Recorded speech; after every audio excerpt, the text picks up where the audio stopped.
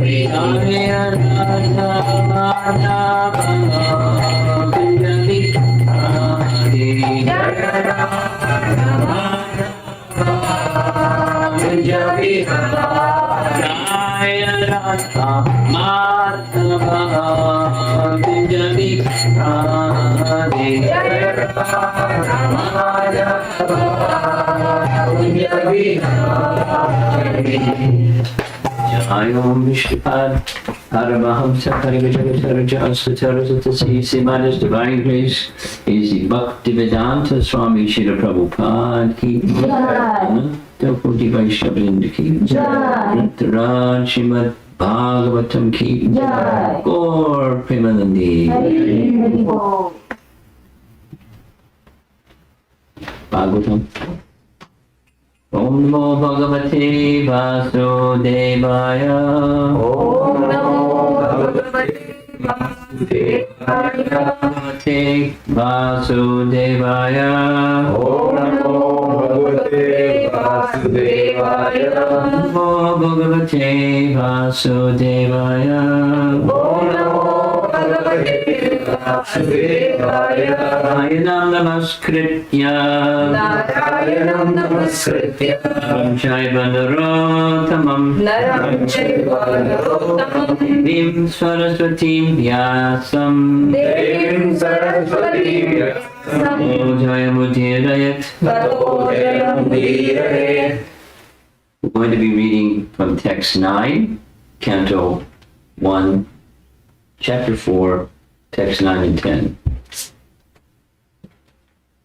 Abhimanyu Sutam Sutta. Abhimanyu Sutam Sutta. Or Bhagavatotamam. Tasya Janma Mahasharyam. Ani Chakra Kanihina.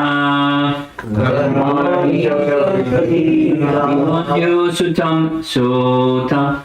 Abhimanyu Sutam Sutta. Or Bhagavatotamam. Bhagavatotamam. Tasya Janma Mahasharya.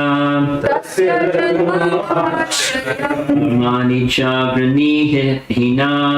Karmani Chagranihina. It is said that Maharaj Parikshit is a great first-class devotee of the Lord, and that his birth and activities are all wonderful. Please tell us about him. Report. The birth of Maharaj Parikshit is wonderful because In the womb of his mother, he was protected by the personality of Godhead Sri Krishna. His activities are also wonderful because he chastised Kali, who was attempting to kill a cow.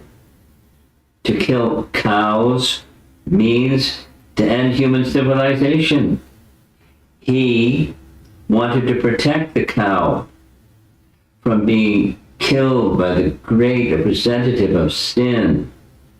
His death is also wonderful because he got previous notice of his death, which is wonderful for any mortal being, and thus he prepared himself for passing away by sitting down in the bank of the Ganges and hearing the transcendental activities of the Lord. During all the days he heard Bhagavatam, he did not take food or drink, nor did he sleep a moment. Everything about him is wonderful. His activities are worth hearing attentively. Desire is expressed herein to hear about him in detail. Text 10. Samrat Kashyapa Etoho Samrat Kashyapa Etoho Dunamana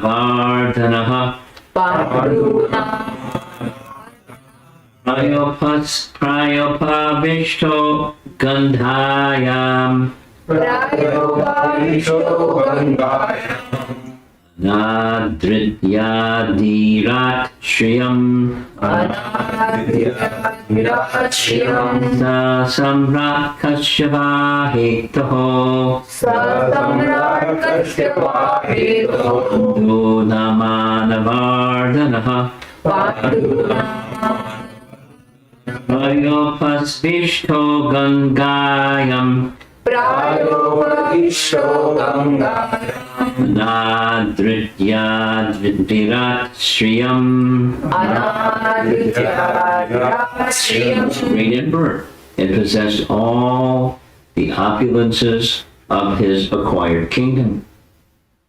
He was so exalted that he was increasing the prestige of the Pandu dynasty. Why did he give up everything to sit down on the bank of the Ganges and fast until death? Purport. Maharaj Parikshit was the emperor of the world and all the seas and oceans, and he did not have to take the trouble to acquire such a kingdom by his own effort. He inherited from his grandfathers, Yudhishthira brothers. Besides that, he was doing well in the administration and was worthy of the good names of his forefathers.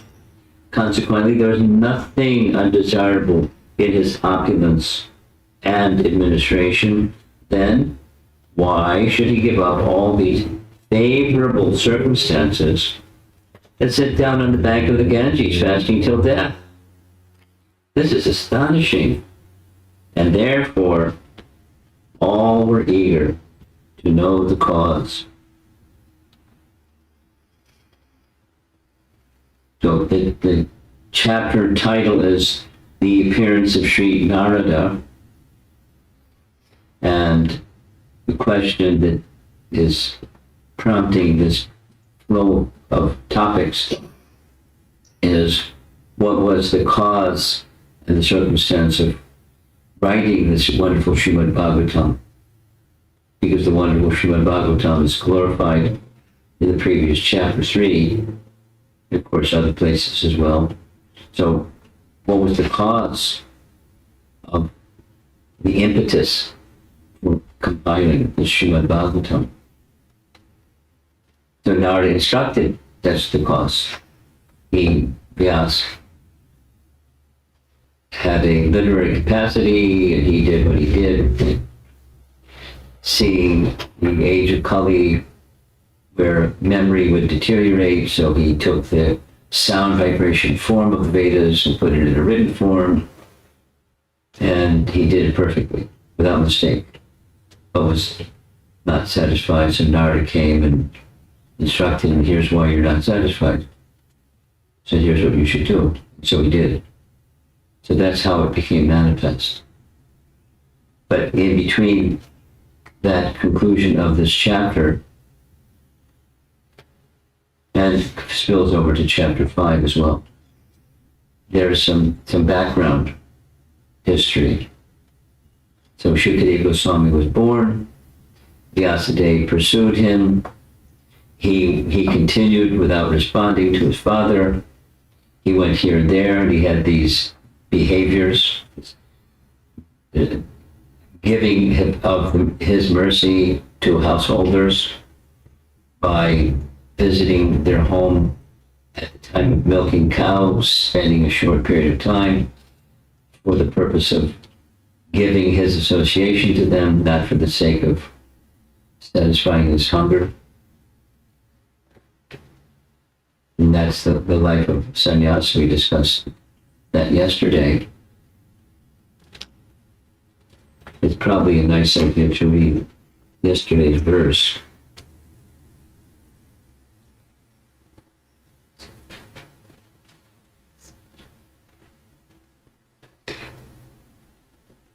How was he, this is text 6, Shukadeva Goswami, Srila Shukadeva, son of Vyas, recognized by the citizens when he entered the city of Hastinapur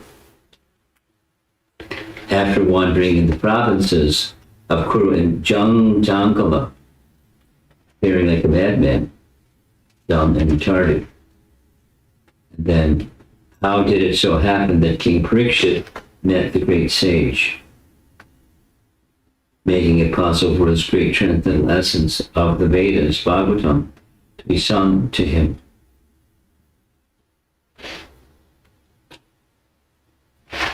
So that's a question and then the response.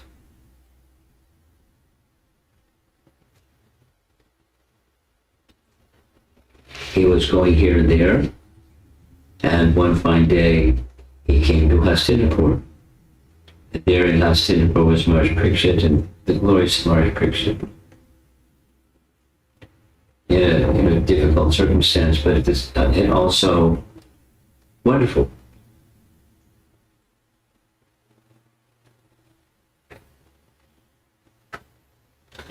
Full of wonder. Not nice, but full of wonder.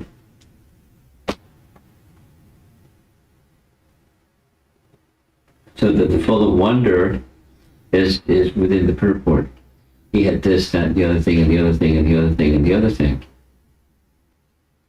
He was the emperor of the world, and the seas, and the lands, and he didn't have to do any combat, he didn't have to conquer anyone to become, he inherited from his ancestors, from the Pandavas, who were the sons of Pandu, and he's the grandson of the Pandavas.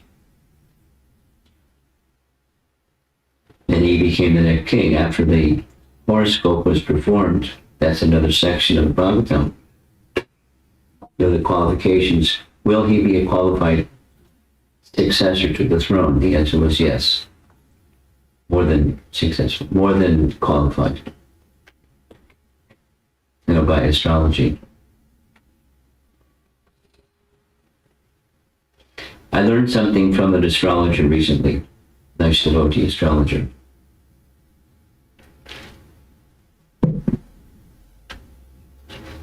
A nice devotee astrologer said, on the one hand and on the other hand, astrology can give a prediction based upon the influence of the constellations of stars and the movements of the moon through the constellations of stars, and one can describe the influences of those constellations of the stars based upon the time and place and all those details of how you calculate someone's horoscope. And then, on the other hand, in the case of advanced devotees, this devotee was saying his experiences in the case of sannyasis, or to speak of Maharaj Parikshit, the influence of the stars are determined by personality of Godhead. So in the case of one who adopts a life of renunciation, the influence of the stars changes. He didn't give examples, but the classic example is Prabhupada's astrological forecast. And then what happened? He was forecast to be, by his astrological calculation, a mega wealthy person. And then something happened.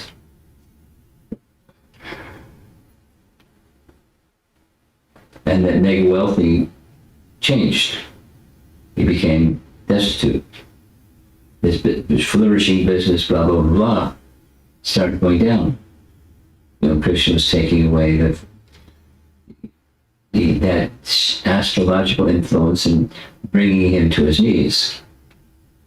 And it's not that Prabhupada took shelter of Krishna because Krishna took everything away, but it was rather the taking everything away was a sign of Krishna's mercy, which he later understood thoroughly. And then he became fabulously wealthy, but not through business, through Krishna's mercy. So that's an example, and other examples. Dr. Mar founder Acharya, the principle is astrological influences do impact, and one can say something about the astrological influence of someone's birth. The question came up in relation to one astrologer, a celebrated astrologer, cast the horoscope of Krishna, because we know when Krishna was born. We know the latitude and longitude.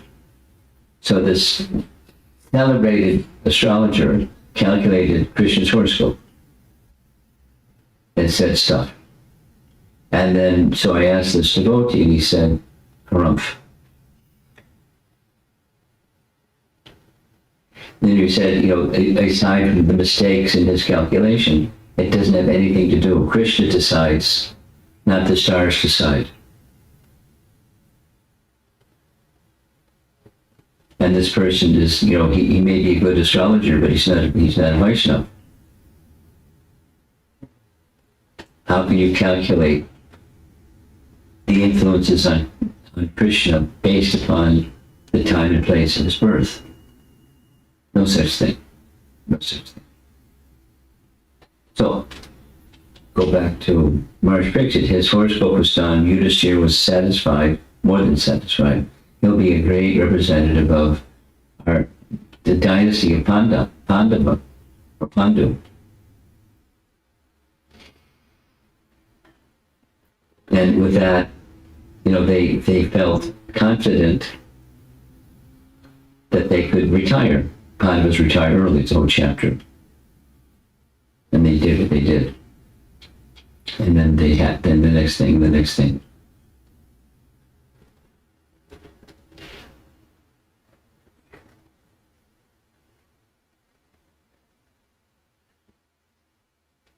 So the horoscope, and more than the horoscope. I mean, what happened was more than the horoscope, way beyond the horoscope.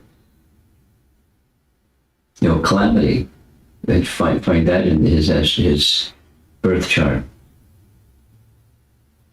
It's divine intervention. The calamity.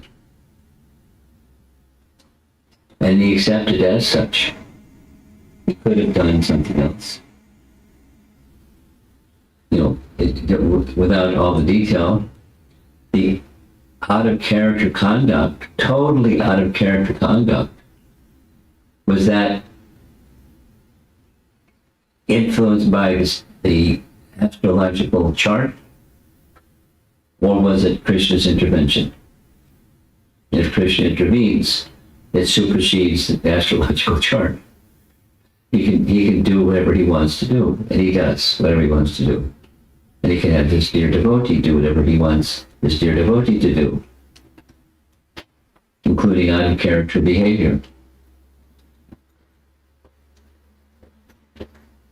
insulting a brahmana who's in samadhi. And then, the consequence that came from that. So it's a divine plan. So it's a nice discussion about what is Leela anyways. It has just the translation of the word Leela can have different English word translations. But the play, Hariparsha gave a very nice explanation of Leela, like drama actors on the stage. And that's what is going on with Krishna Leela. Krishna has this actor, that actor, and he's the orchestrator. He's the director of the drama. And his Yogamaya potency is the instrument through which he directs the drama. And he does what he does, and they do what they do because of Yogamaya potency, according to the plan of the Lord to achieve something and or to stimulate ecstasy. The Baba stimulation program, which is one of the primary purposes of the Lord's appearance, which is, Jagna Parvachime Divyam, transcendental nature of this appearance and transcendental nature of his activities. And it's not just a one-time of his appearance, it's all transcendental. So that can sound to a faithless person, that's very clever, that's very convenient. You just whitewash everything and call it Krishna Lila. I don't buy it, because I'm an atheist. Prove it. And for such a person, such a defiant person, they'll never understand. But that's okay. That's not a deterrent for Krishna's Leela. People don't understand. Or somebody doesn't understand. He does what he does for these transitive purposes. Krishna Sadanam Vinashaya Januskatam.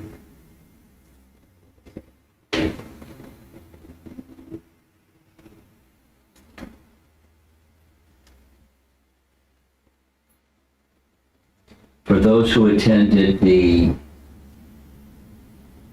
weekend at Gitanagari event, the retreat, a little research was done afterwards, and Vishwanath Chakravarti Thakur explains, because it's commentary, he explains why Krishna didn't return.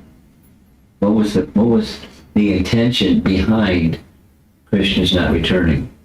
There's different explanations. One that he provides is Krishna wanted that the exalted love of the residents of Vrindavan would skyrocket by the mode of separation. It would be revealed to everyone how, in the case of the young gopis, the older, but the young gopis who were hiding their relationship, trying some effort to conceal their non-dharmic love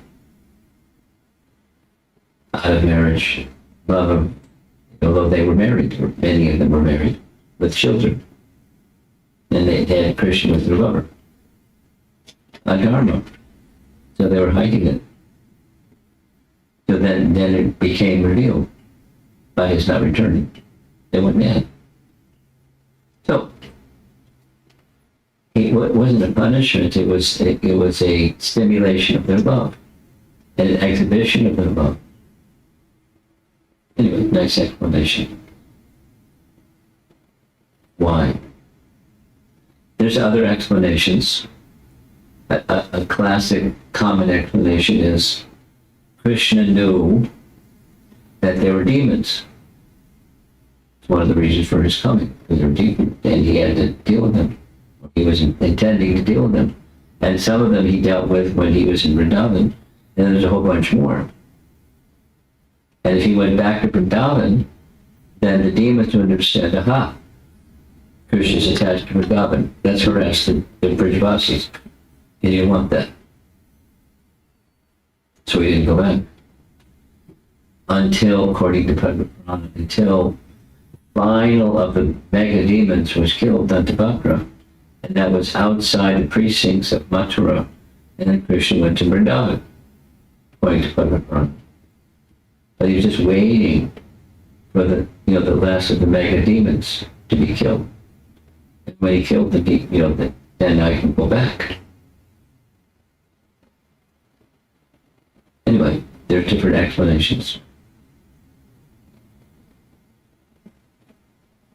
Certainly, it stimulated love of an intensified nature, love and separation. It worked.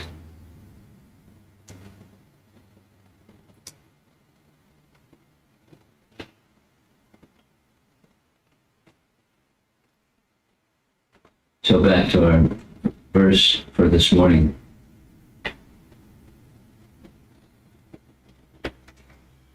One of the glories described here is one of Maharaj Parikshit's accomplishments was to curb the influence of the personality of this age, Kavi, who was in the process of breaking the legs of course, here it says cow, another places it says bull, but in any case,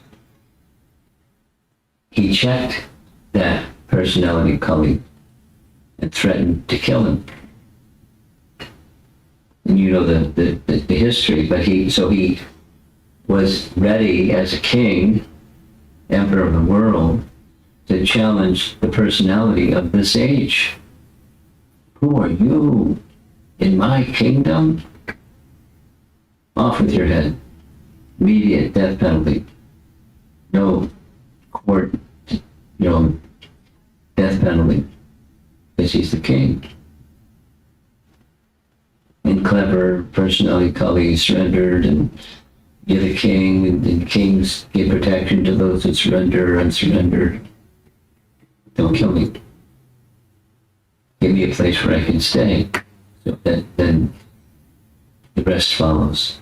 The age of Kali continues because Maharaj Parikshit allowed him to continue to live because he had surrendered to him.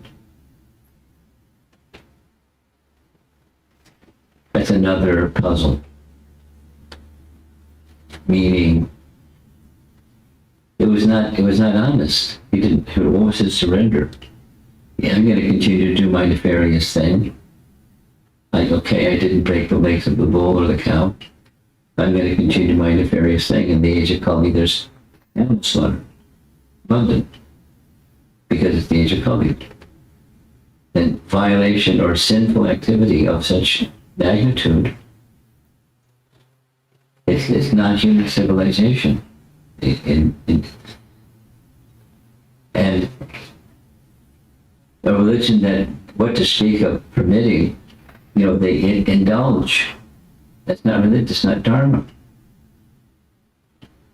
It's not dharma. And then some do. Not only they do, but they make arrangements, not just for sacrifice to demonstrate the power of the Brahmana to ignite the fire using mantra, etc., and a new life to the cow. But they didn't eat the cow. But legitimize, do it this way, and do it that way, and do it at this place, at this ritual, and it's part of our religion. It's not religion. It's not dharma. So Maharaj Parikshit checked Kali, and who then continued to do what Kali does. I mean, he did it personally, but it was part of the culture that followed the personality of Kali, the ruler of this age. And another explanation is Maharaj Parikshit knew Kali is the Lord's plan, that there's this age of Kali and he's the guy in charge of this age. So he's going to do what he's going to do, and I don't have the authority to change the Lord's plan. It's his plan. It's his sanction.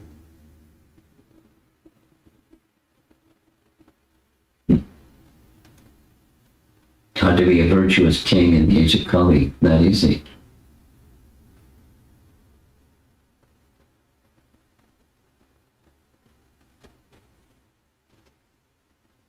His death is also wonderful because he got previous notice of his death, which is wonderful for any mortal being. And thus he prepared himself for passing away by sitting down on the bank of the Ganges. No, sitting down on the bank of the Ganges wasn't specifically so he could hear Srimad Bhagavatam. It was inviting all the sadhus in his kingdom to come to the place where he was sitting and advise him what is the duty of a man who's about to die. And instead, Shukadeva Goswami came at the scene on the bank of the Ganges. And thus he had the opportunity to ask the same question. What is that one should hear, chant, and always remember? Particularly at the time of death. So that's the Bhagavatam's answer. And in Shukadeva Goswami's reciting of Srimad Bhagavatam, that's the topic in this chapter 4. And another detail that's from that purport. The out of character, he became overwhelmed with thirst. And so when he went to the sage of Shamagrishi, it was because he was overcome by thirst. But here he is for 7 days, no water, no food, no sleep, not even for a moment. Like he's an Iron Man. He's capable of extreme austerity. So this certainly an out of character behavior was the plan of the Lord.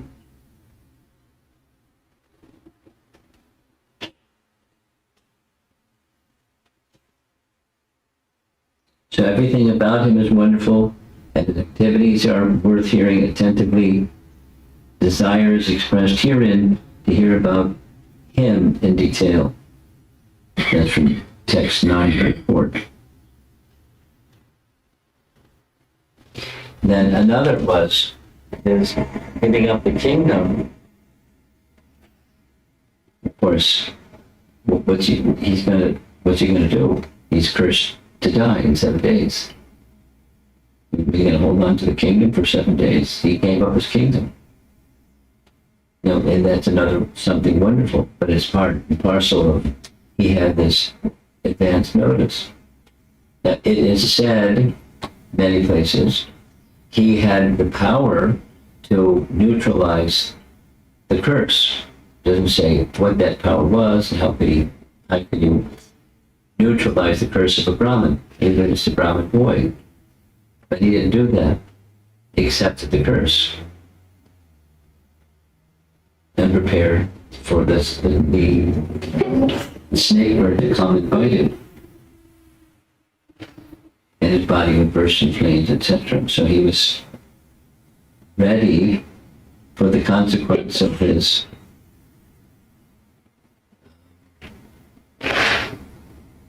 Krishna-inspired misbehavior, or Yogamaya-inspired harsh dealing with the sage by Krishna's plan. And he's surrendered to Krishna's plan. This is it's another puzzle, like from the discussion yesterday evening or from the weekend. How, it's a puzzle. How is it that Akrura could do what Akrura did, knowing there's consequences, knowing that bringing Krishna to Vrindavan would devastate the whole of the Brijvasis in Vrindavan. Devastate. Not like, they would be unhappy, devastated. How could he do that? Knowingly, with the will of the Lord. And that will of the Lord, knowingly, he accepted there's going to be consequences, and so be it. And there were consequences.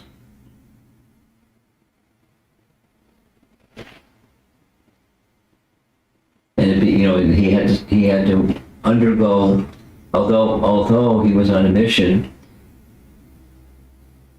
designed by the personality of Godhead through the mouth of Kamsa, but designed by the personality of Godhead to finish Kamsa, and that much he understood also, which was Krishna's desire, to finish Kamsa, to give protection to the dynasty, the Vrishni dynasty, and all the kings and all the people were subjected to his terrorism.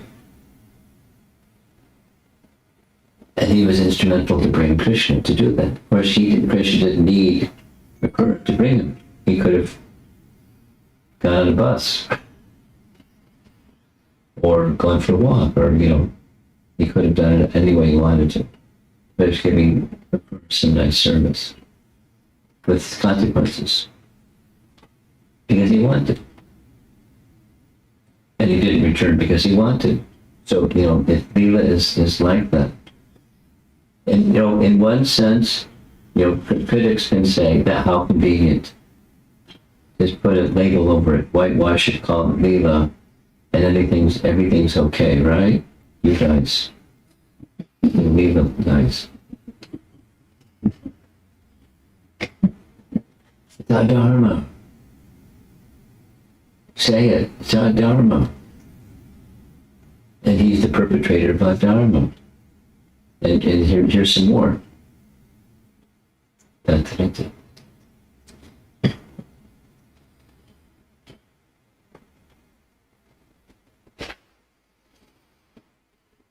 he should worship the Lord, the Adharma personality, doing this and then that, and the other.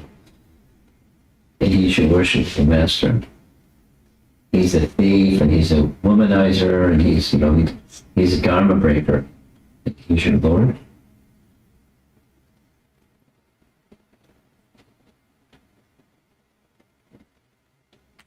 We discussed over the weekend. It's nice.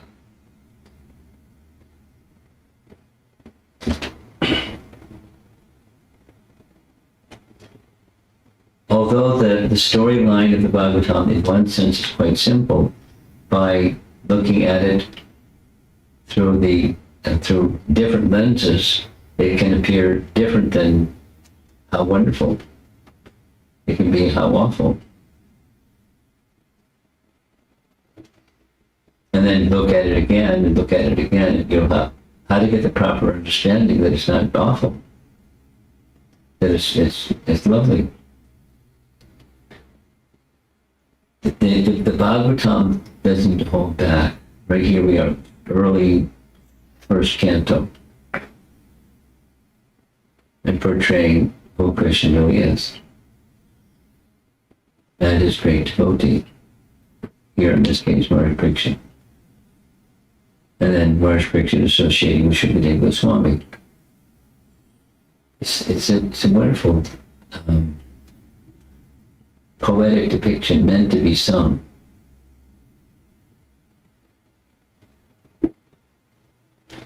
Okay, let's see if there's some discussion. Enough controversy for one morning.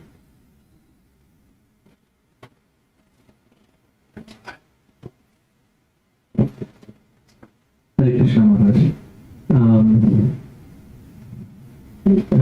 You mentioned that Krishna appears once in the day of Brahma, and it is, my understanding is that there are many cycles of Kali Yuga or all the yugas in the one day of Brahma. So 1,000 of them. 1,000 Kali Yugas in every day. Sahasra Yuga. You know that? In every day of Brahma, how many cycles of the 4 yugas are there? 1,000. Every day of Brahma, there's 1,000 yuga cycles. Every day of Brahma there's 1,000. That's how many Kali Yugas there are in a day of Brahma. That's how many Sat Yugas. That's how many yuga cycles every day. And then it's night of equal duration. You look surprised. You've heard that before. It's right in Bhagavad Gita. Go ahead. I interrupted and you're astonished.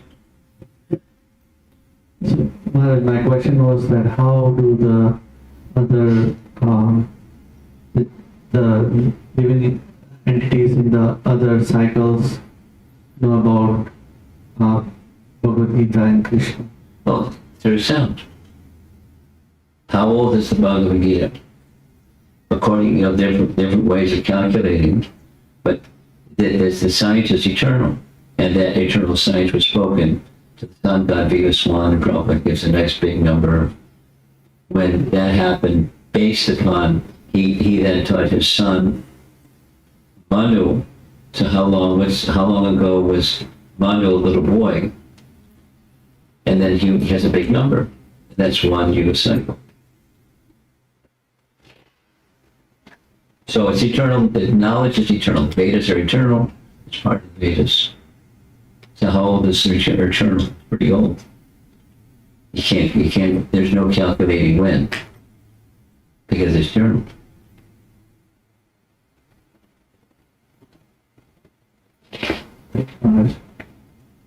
In other words, the cosmic, at the end of the life of Brahma, the whole cosmic manifestation is withdrawn.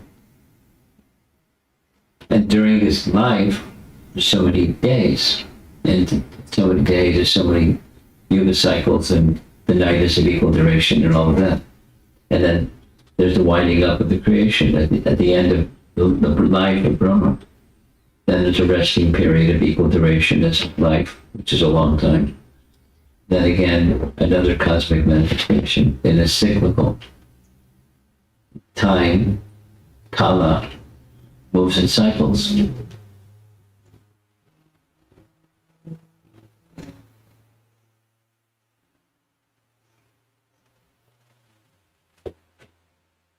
look surprised. You've been around for some time, so it's not a surprise.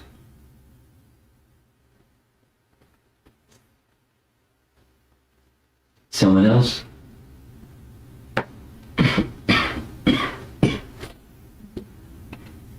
Hare Krishna Guru Maharaj. My question is like, Parikshit Maharaj allowed Kali to stay because Kali surrendered. That is what mentioned. There's different reasons, that's one. Yes. Yes, Maharaj. In that, my question is, Kali is the bad person, and just because he surrendered, it was allowed to stay. My question point is, whether the motives were assessed, even though he surrendered, the motives were wrong, or the Kali is the wrong person. So even though it is surrendered, knowing that allowing him in the dynasty may cause troubles in the future, by knowing that, or why those motives were not assessed, why only the surrender? Because it's a principle. He has the privilege of assessing there's this, and there's that, and the other. And the one that he gave the priority to was when someone is a king and someone surrenders to the king protects them. Protect includes what he asks. Please give me a place where I can stay.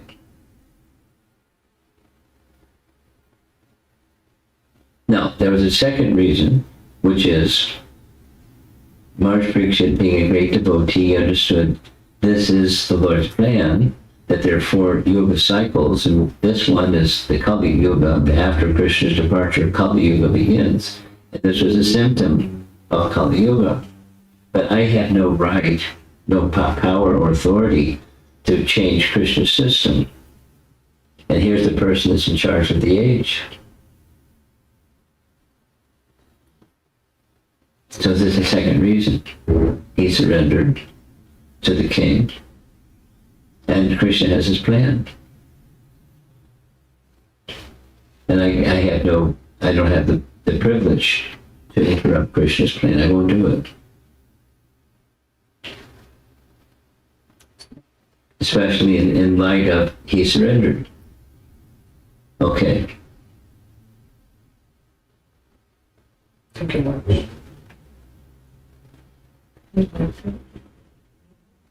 Yeah.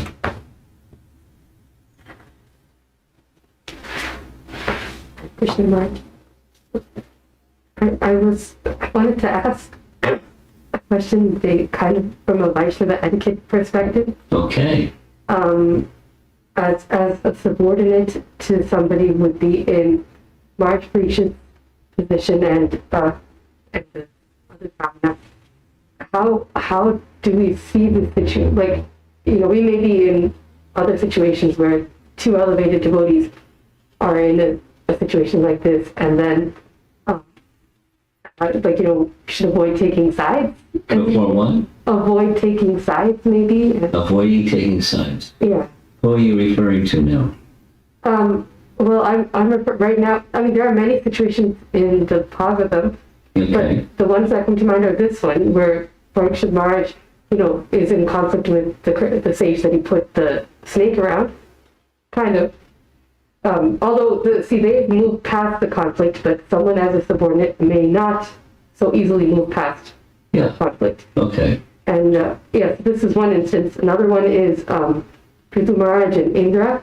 They're both great personalities, and as a subordinate, it can be hard to, as I was reading that pastime, I was still kind of feeling a grudge against Indra, where Prithu Maharaj was not feeling a grudge against Indra at the end of the pastime. So I wanted to know, Yeah, what's your question? What's the punchline? I guess what should our thought process be so that we're not holding grudges against elevated devotees, that we're not taking sides. Okay. The Leela and what's the nature of Leela is a big help. We don't take sides because it's an enactment of Krishna's Leela, so you could blame Krishna because he's the one behind the Leela. And that's the view of some personality, even the view of Vaishnavas. Krishna made a promise and didn't uphold his promise. And look what happened. Devastation. So that's faulting Krishna because he did something that brought devastation. But it's his creation to begin with. He can bring it about and he can destroy it. Anyway. So that's one solution. The backstop is in puzzling situations like the two that you described, who's the one that's sanctioning all of this? Who's one that's behind it, pulling the puppet strings? Who's the puppeteer? And is it capricious or whimsical that Krishna's doing like this? Is there something that is intended for us to understand about the nature of what's to be done, what's not to be done, or the nature of pleasing Krishna? Is there what's the lesson? What's the purpose behind? He's the author of the Leela, and he's the director of the Leela. It's his Leela. What's the lesson? Why? So, and then you don't have to take sides with any of the actors on the stage. They're actors in Krishna's Leela. And that's in the case. There's not always the case. Maya is not Krishna's Leela. Maya is Maya, and Krishna's Leela is Krishna's Leela. They're different. But in the case of Krishna's Leela, then he's sanctioning something behind the scene for what's the lesson for you and me? Why is Krishna doing this? So that's why this little short document of Vishwanath Chakravarti Thakur explaining why did Krishna not return? You know, what was the reason? What was Krishna's sleeve?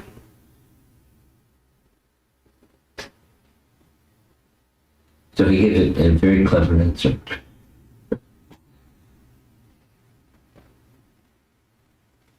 But it's something he wanted for the upliftment and glorification of the Brajvasis, because they're the top, and nobody's top compared to them. They're the top. Just see. It's similar to, different from, but similar to what he did with Bali. After he surrendered everything, he tied him up. Because you promised 3 paces of land and you only gave me 2. So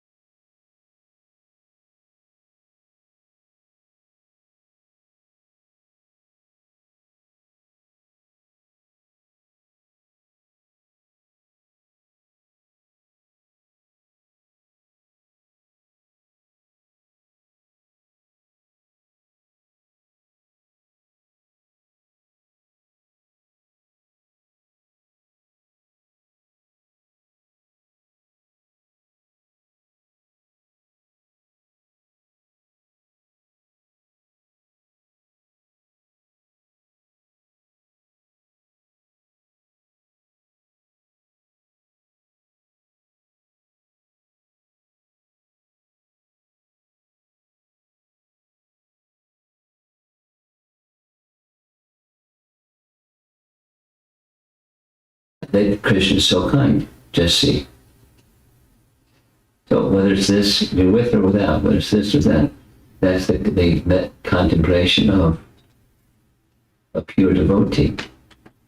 And supposing we're not in the position of pure devotion, Krishna can help us get there and do stuff that we wouldn't do, or we might not understand why he's doing what he's doing.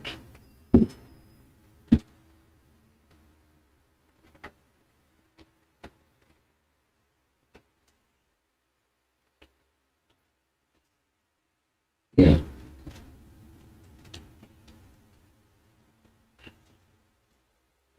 Thank you very much, Maharaj.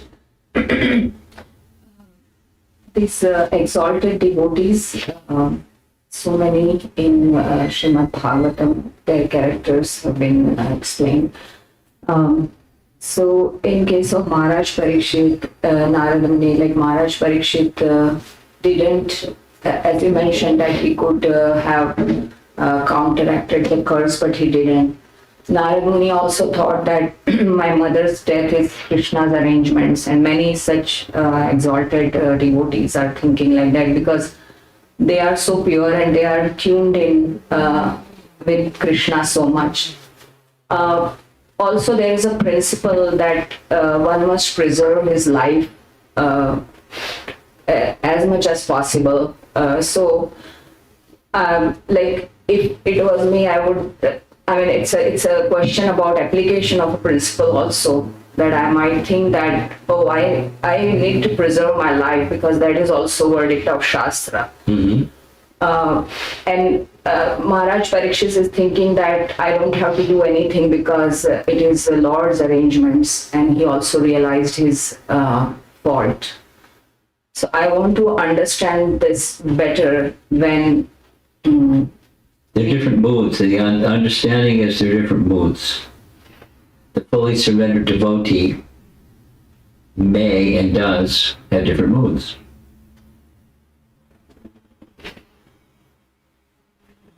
In some, the mood is this. In some, the mood is that. And some are, they have a similar mood to just leave it up to Krishna, and then Krishna says, no, I want you to do. So then they do. Like Arjuna. Yeah. So if Krishna gives them indication, that's it. And then otherwise there's diversity of moods. And that's also Krishna's, that diversity of the pure devotee's mood is Krishna's diversity.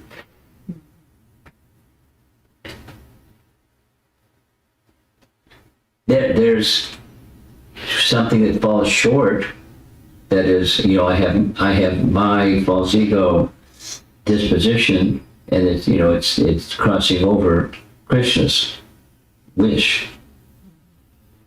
So that's a problem for me. It's not a problem for Krishna. And then it makes for messes. It get really messy. Fast, like instantly.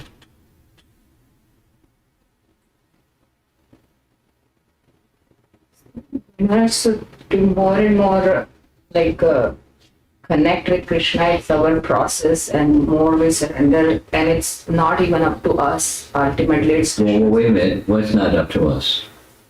like it's not only our effort, it is ultimately Guru and Krishna's mercy.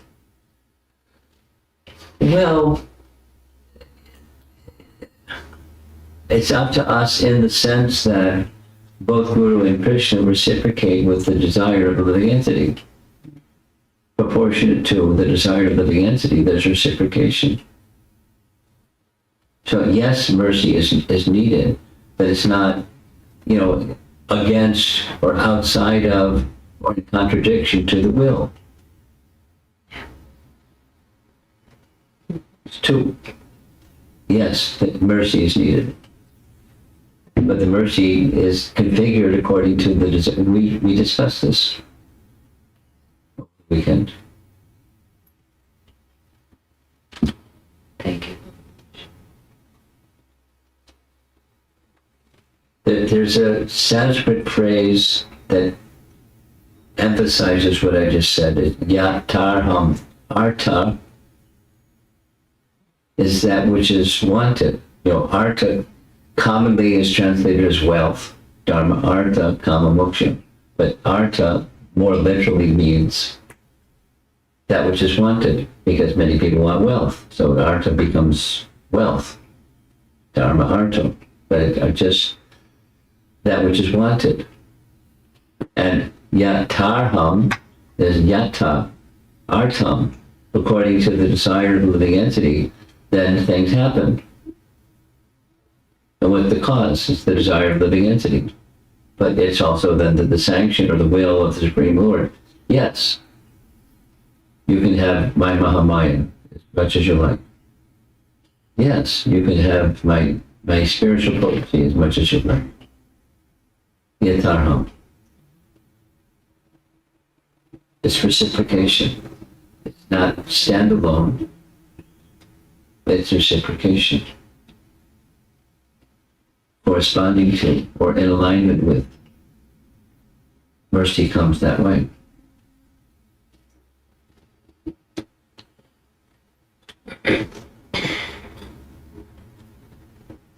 Looks like we're done. Shri Prabhupada ki jai. Shri Prabhupada Maharaj ki jai.